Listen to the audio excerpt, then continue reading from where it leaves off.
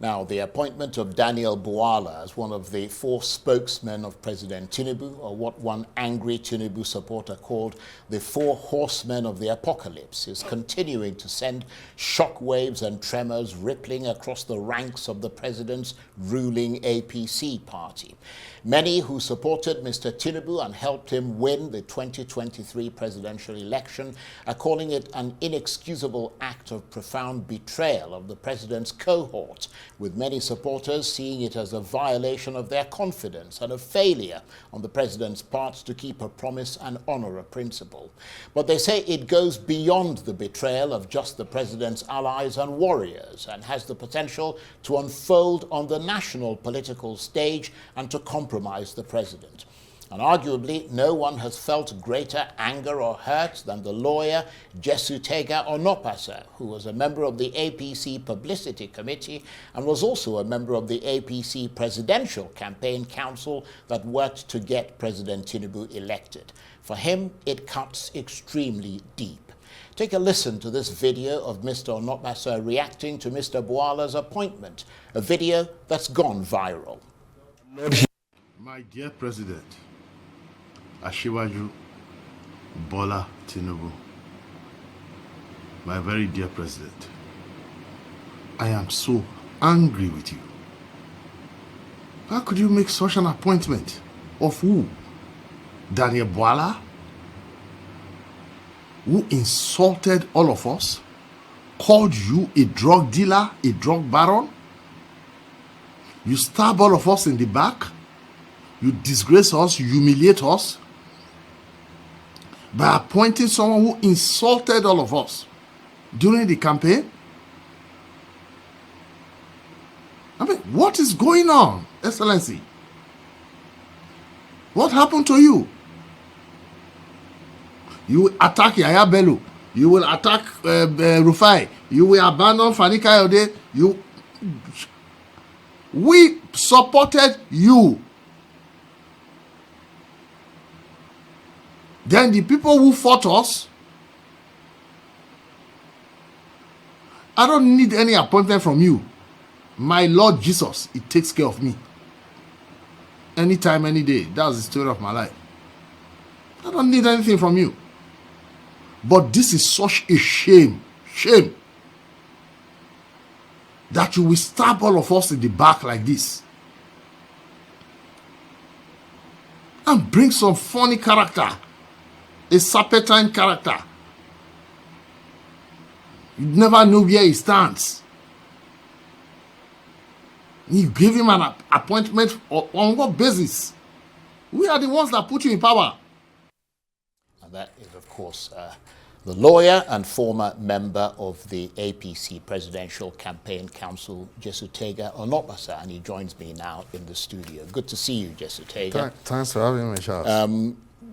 This sounds like a black eye for the supporters of President Tinubu, like yourself. It is. The question is, how much of a black eye is it? It is. It is a serious black eye. Dear and beloved President stabbed all of us, his staunch supporters in the back, with this absolutely ridiculous, meaningless, and just inexplicable appointment. So what do you think brought on this appointment? I don't know. That you see as an act of betrayal? Some of his, it has totally riled our party. Some apologists. You know, I'm a Tinubu supporter. I'm not a sycophant. Those who apologize for everything, who are apologists for everything, they say it's strategy. I think it's stupidity. You know, it makes people who worked. You know, we won this election, the last election, with the lowest margin since 1999. Every other president has won by more than 50% of the votes, Charles. We won with less than 40% of the votes. So for me, well, as a Catholic, I believe it's just the will of God. But that may be the reason why he wants to form a broader base. Yes, a broader base by stabbing his supporters in the back and bringing in people who insulted. How do you call a president of a country a drug dealer? I mean, Daniel Bwala is a lawyer. He has no evidence, not a shred of evidence, that our president is a drug dealer. He called him a drug baron. Then how does a president now appoint such a person? We were the ones defending him. Then this person who called our president, collective president, that's the president God gave us, called him a drug dealer, you make him your spokesman. Then Bayo Ononuga tries to rationalize. It's just ridiculous, Charles. I mean, what is your main gripe? Is it that Mr. Bwala's appointment is bad for the president's image and his PR, or is it that the jobs are being taken away from Mr. Tinubu's supporters who campaigned for him, like yourself, and being given to people like Mr. Bwala, who campaigned against him, or is it both? First of all, not all of us want appointment. Not all of us need appointment. Yeah, but I'm wondering what your gripe is. Right. It's just the insult that our president seems to take us for granted. He does not feed us. I've never gone to Tinubu's house to sit and start waiting for him to give me anything. Never. There are those who do that. Not all of us do that. Some of us just love, and for me, in fact, I even like the president as if he's a family member. I don't know why, and that is why it's really, really hot. That my president just behaved as if he can stab anyone in the back, disgrace anyone, humiliate anyone. I mean, I don't trust him anymore. I'm sorry. I don't. Right. What I'm wondering is whether this response from you is a full-scale reprisal, because, I mean, if it was, you'd probably renounce your support for the president. No, I still support my president. Well, you said you don't trust him anymore. I don't. That's a form of renunciation. Yes, but he's still my president. But if it was a full-scale sort of reprisal, you would probably also resign from the APC. No, I won't. So this is more of a calibrated response. Yes, but our party is our party. I can't remember the name. My president, right or wrong, that's not my philosophy.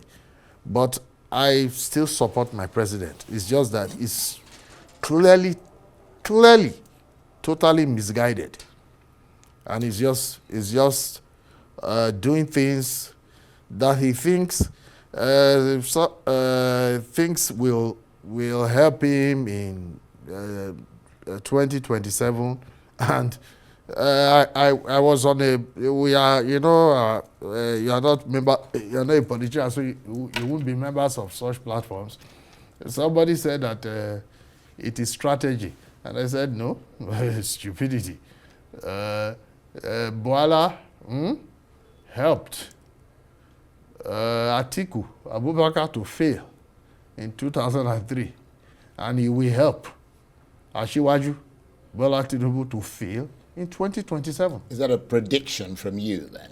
Of course, unless he has to. We can't tolerate this. You see? You say you can't tolerate it. Clearly this particular appointment has gone down like a sort of lead balloon for you. I mean... No, for all of us in our party. But you're clearly not happy about it. Do you intend to fight it, or is this the extent of your protest? Not at all. No, we can't tolerate it. You see, Asiwaju has to respect... then? Well, we are politicians. We are Nigerians. We are citizens. We have rights. Now... Yeah, but the president has a right to appoint whoever he wants to. Who cares? We also have a right to hire and fire a president. So you're going to work against him then in 2027? No. He has to rescind this appointment. Well, how would you hire and fire him if you're not working against him? Well, let that time come. I support my president, but he just has to respect all of us in this party. What about the appointment of other non-APC people, like, for instance, Bianca Ono, who's now a Minister of State of Foreign Affairs? There's nothing wrong with Bianca. I mean, she's from an opposition party, but that doesn't get your goat. No, it does not, because Bianca never insulted us, never disrespected us. Right. Bianca is the wife of our dearly departed brother, Odumegu Ojukwu. In fact, Bianca's appointment was, I would say, is the strategic one.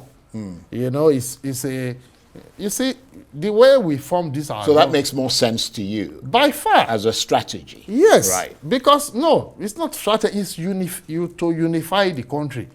If you look at this, our government, it's really freaky. And many of us have not, just maybe because of our love for Ashiwaju, we've not been complaining about it. I mean, where are the Niger Deltans in the government? Where are the Igbos in the government? Where are the Hausa Fulanis in the government? We won, even in Yoruba land, we won in Ekiti, we won in Ondo, we won in Ogo. Where are those people? You form a government of Lagos and Osun, where you lost? I mean, what an insult.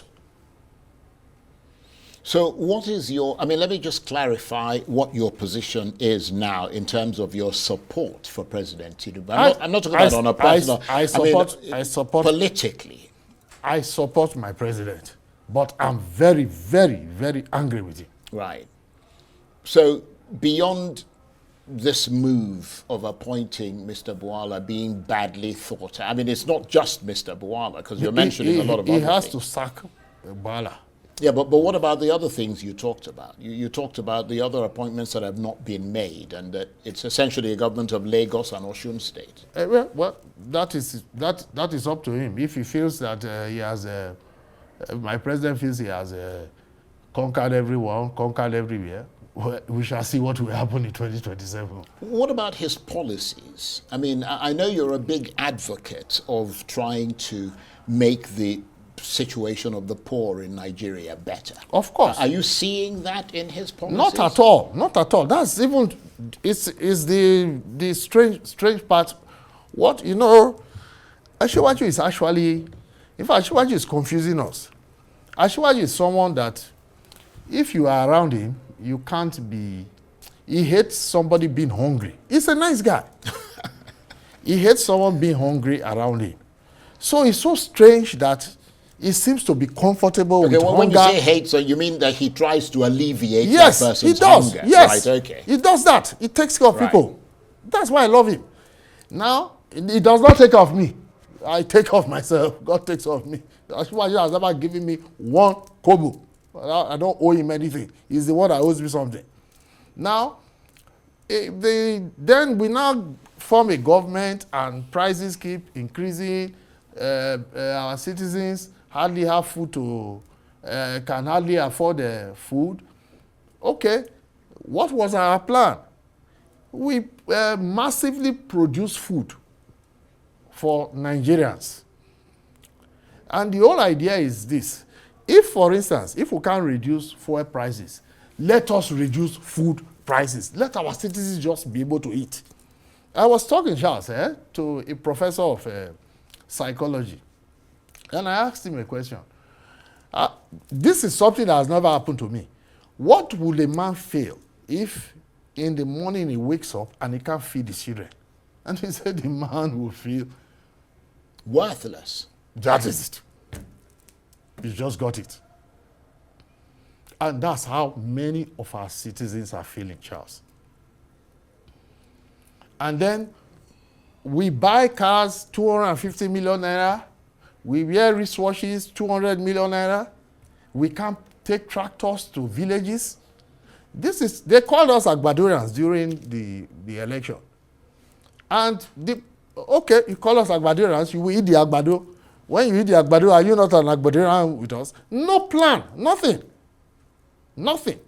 I don't know, those two guys he put in Ministry of Agriculture, I don't know, they have no plan to feed anybody, perhaps other than themselves.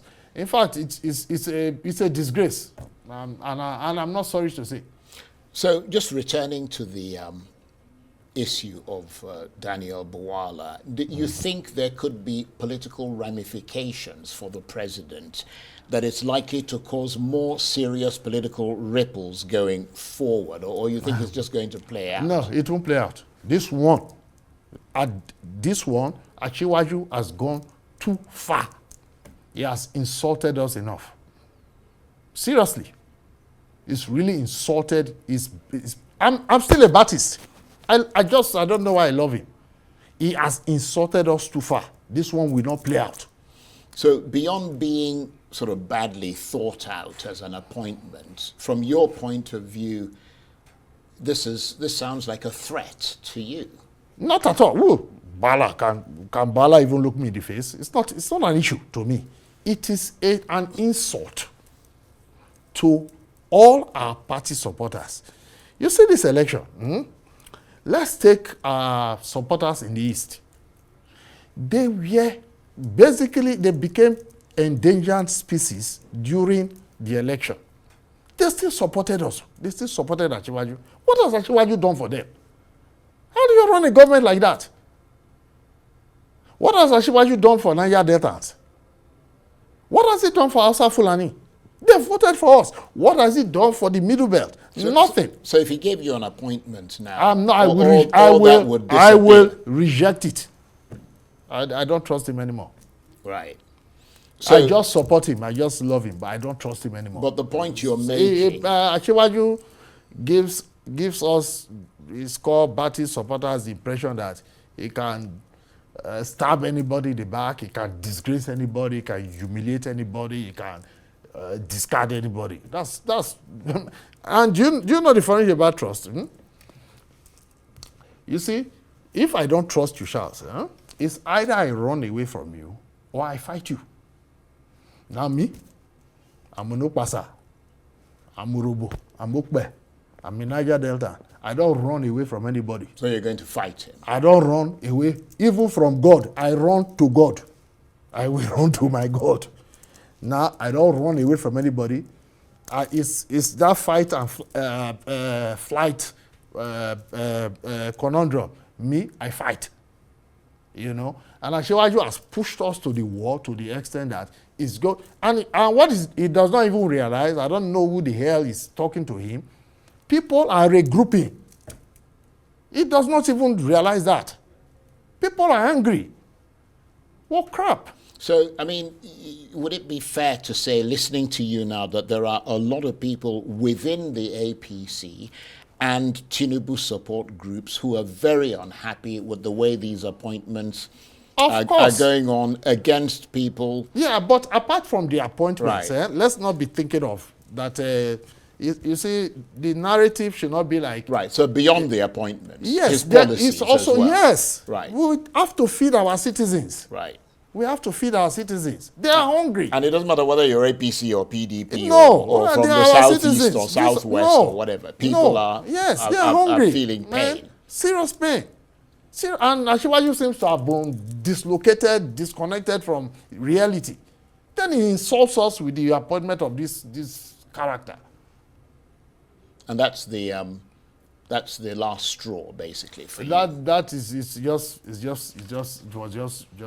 totally unforgivable. Well, I mean, you're still a politician, so let me get your reaction to some of the news that we've had coming in. We're hearing, and I don't know whether you'd see that as a credit to the president in his attempts to fight against insecurity, but we're hearing that Simon Ekpa, one of the leaders of the separatist group IPOB, has been arrested in Finland on suspicion of publicly inciting people in Nigeria to commit crimes with terrorist intent. In the case of Simon Ekpa, I wonder what your reaction is to that. In the case of Simon Ekpa, his arrest is overdue. In fact, I had even, well, this is classified, I had actually even encouraged that he should be shot because he was killing his fellow. You can't shoot someone without trying them. You're a lawyer. No, you can't. You can't. If the Yeah, well, person, you'd if the be person is an liable enemy, if you did. No, if the person is an enemy combatant, is liable to be shot. I know the law. Yeah, no, what I'm saying is that you're advocating for him to be shot. No. But you have to have incontrovertible evidence. He had killed He's alleged to have done things. Yes, no problem. But Right. this is just intelligence stuff. It's just a crazy, poorly educated young man. If that's in that case, I am in full support of his arrest.